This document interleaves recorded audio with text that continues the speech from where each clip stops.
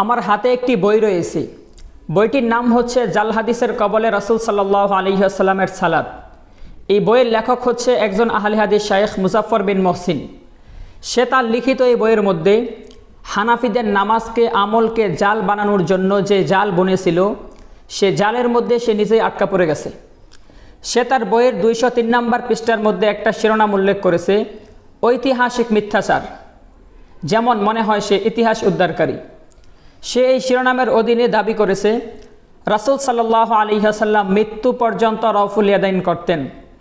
প্রমাণস্বরূপ সে তার বইয়ের মধ্যে হযরত ওমর রাদিয়াল্লাহু তাআলা আনহু থেকে একটি হাদিস বর্ণনা করেছে, যে হাদিসের শেষ অংশটা হচ্ছে হাত্তা লাকিয়াল্লাহু তাআলা, অর্থাৎ রাসূল সাল্লাল্লাহু আলাইহি ওয়াসাল্লাম আল্লাহ তাআলার কাছে সাক্ষাৎ পর্যন্ত তিনি রফুল ইয়াদাইন করতেন।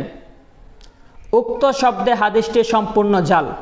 এটি হাদিস নয়, মুজাফফর বিন মহসিন সাহেবের হাদিসের নামে জালিয়াতি। কারণ সকল মুহাদ্দিসদের দৃষ্টিতে উক্ত সনদের মধ্যে 2 জন অভিযুক্ত রাবি রয়েছে, যাদের কারণে হাদিসটি জাল। 1 নম্বর রাবি হচ্ছে আব্দুর রহমান ইবনু কুরাইশ। এই আব্দুর রহমান ইবনু কুরাইশ সম্পর্কে আবু হাতিম বলেন, লাহু আহাদিস গরাইবুন, তার বর্ণনায় অস্বাভাবিক এবং অজানা হাদিস রয়েছে। একই সাথে এই বর্ণনাকারীকে ইমাম জাহাবি মিজানুল ইতিদালে এবং ইমাম ইবনু হাজার লিসানুল মিজানে বলেছেন যে ইমাম সুলাইমানি এই আব্দুর রহমান ইবনু কুরাইশকে হাদিস জালের অভিযোগে অভিযুক্ত করেছে।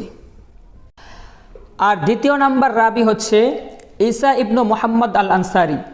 এই ঈসা ইবনু মুহাম্মদ আল আনসারি সম্পর্কে ইমাম আবু হাতিম এবং ইয়াহিয়া ইবনু মাইন বলেন, কাজ্জাবুন ইয়াজাউল হাদিস, সে বড় মিথ্যুক এবং হাদিস জাল করতেন। ইমাম মুকাইলি বলেন, ইউহাদ্দিসু বিল বাওয়াতিল, সে বাতিল হাদিস বর্ণনা করতেন। একই সাথে ইমাম ইবনু আদি বলেন, তার সকল বর্ণনা অগ্রহণযোগ্য।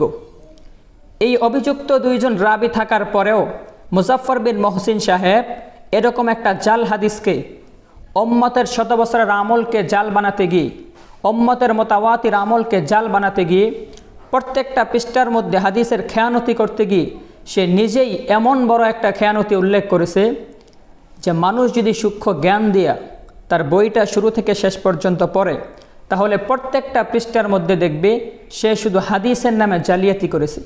সে অসংখ্য সহি এবং হাসান হাদিসকে জয়ীফ এবং জাল বানিয়েছে, এবং সে অসংখ্য দুর্বল হাদিসকে নিজের দলিল টিকিয়ে রাখার জন্য সহি বলে আখ্যায়িত করেছে তার এই বইয়ের মধ্যে।